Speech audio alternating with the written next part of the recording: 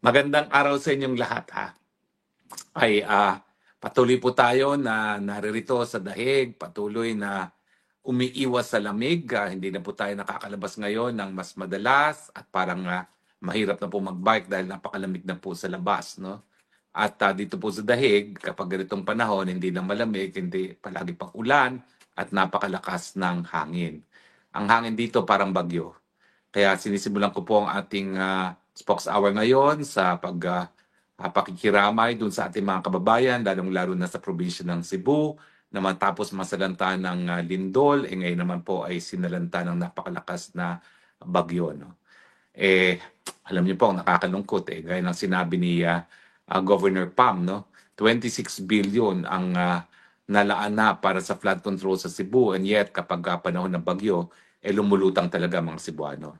Yan naman po ang kwento ng buong mga sambayan ng Pilipinas, no? Kaya nga po nagagalit tayo na tayo lumulutang sa baha, samantalang trilyones na pong nagastos natin para sa flood control. At ito nga po ay pumupunta sa bulsa lamang ng mga kurakot ng mga politiko. Well, sana po kayong mga naging biktima nitong bagyo sa Cebu, sana po kayo ay kahit papano makahanap po ng pag-asa na makakabangon po tayo muli dahil nandiyan naman po ang Panginoon nagbabantay at naninigurado na kung tayo higi sa Kanya, tayo po ay mapagbibigyan. So patuloy po natin pagdadasal ang mga biktima ng baha at patuloy po nating tutuligsain ang mga magnanakaw sa gobyerno dahilan kung bakit nagdurusa ang ating mga kababayan tuwing panahon ng bagyo. Sana po kayo rin ay matangay ng bagyo nang mawala na sa Pilipinas at maibalik na ang kabanataang bayan para sa mga proyekto na tunay na makakatulong sa ating kababayan sa panahon ng bagyo. Pag-usapan po natin ngayon ang isang testigo na para bagang nagiging lightning rod. Naghihiwalay sa hanay ng Senado doon sa mga kampi sa kanya at mga laban sa kanya, no? Pro and anti. Siya po ang nagbigay ng pinaka-sensational na testimonya so far na yung pondo ng bayan na nakalaan para sa flood control, ninakaw at pinangalanan niya kung sino nagnakaw, Martin Romualdez at Zaldico. Ang kanyang testimonya, siya ay nag-deliver ng mga suitcases ng pera galing sa mga flood control projects na naglalaman ng 48 million kada delivery at itong delivery ay nangyari mula Abril ng 2024 hanggang Agosto ng 2025 kung kailan siya nagbitiw. Siya daw ay isang security consultant ni Zaldico sa Ako Bicol Party List, dating miyembro ng Marines. Siya ay nagkakamali, siya ay isang master sergeant, siya ay si Orly Guteza. Now, dahil po sa kanyang testimonya, siya po yung kauna-unahang link na talagang nagsasabi na ang mga nakinabang dito sa pangurakot ng flood control ay si Martin Romualdez at si Zaldico.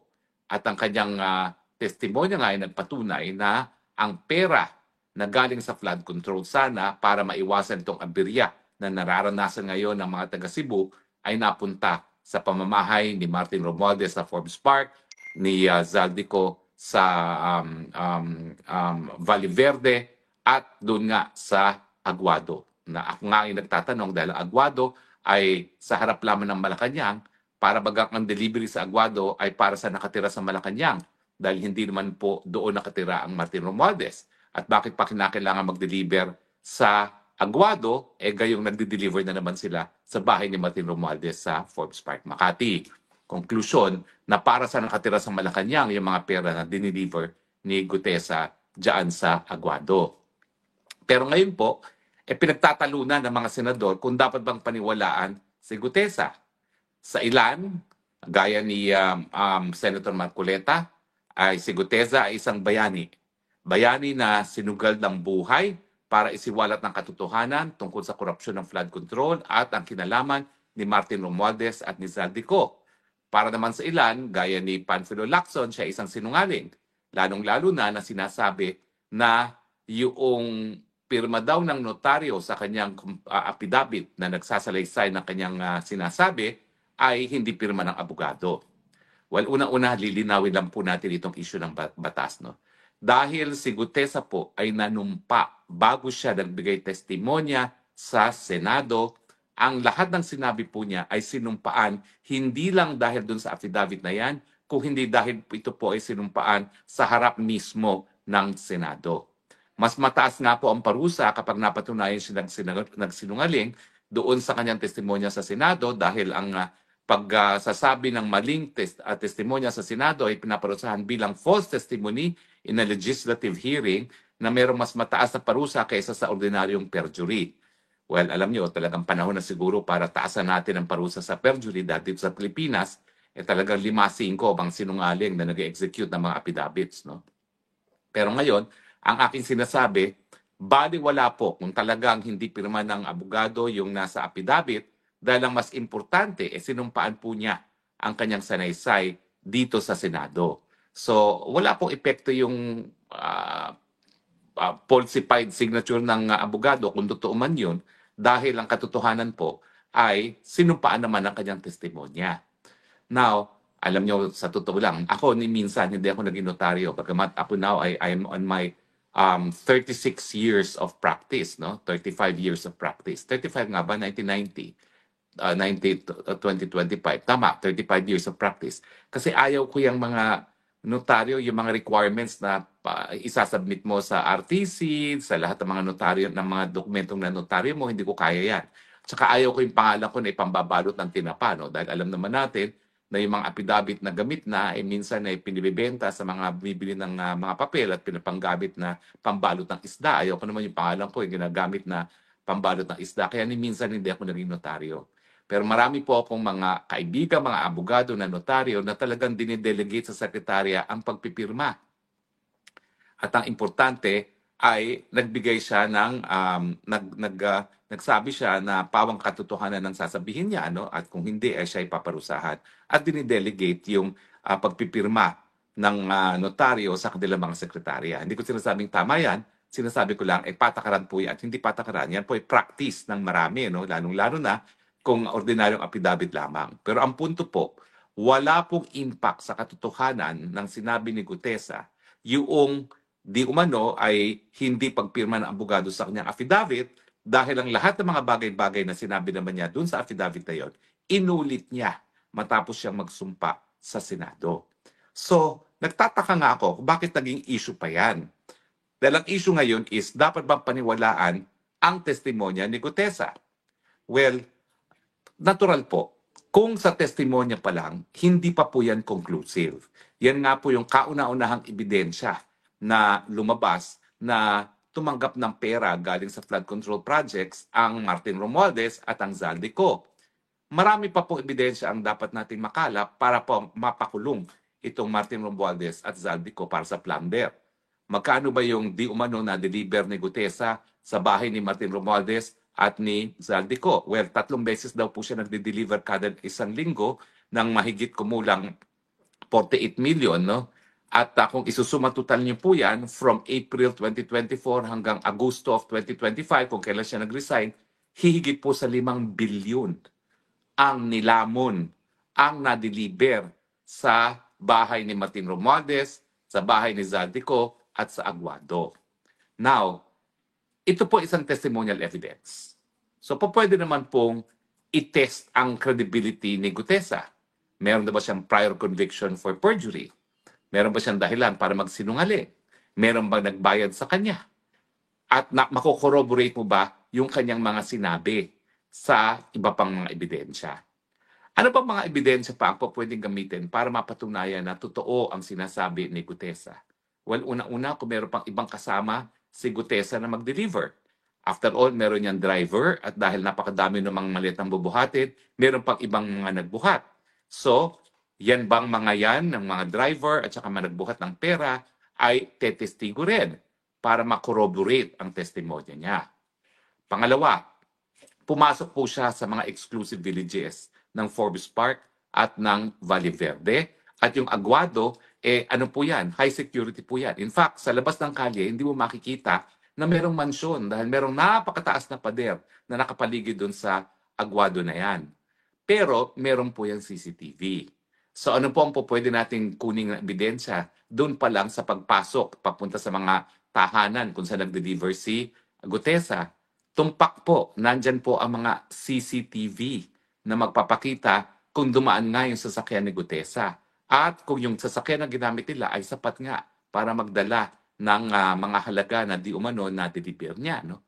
So, makikita po yan kasi maaalala naman ni Gutesa kung kailan yung mga dates na siya nagde-deliver at pwede naman natin i-request yung CCTV sa mga Forbes Park, sa Valle Verde at saka doon sa nagpapatakbo ng Aguado kung merong ngang record na nag-deliver itong Gutesa.